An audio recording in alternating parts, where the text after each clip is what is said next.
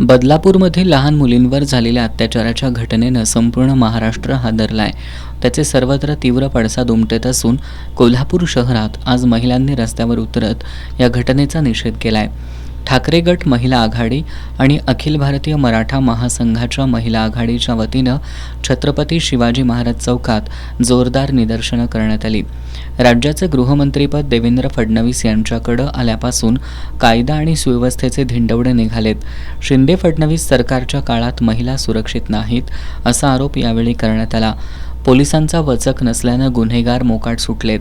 महिलांवरील बलात्काराच्या घटना वाढल्या असून राज्यात महिला सुरक्षित नाहीत.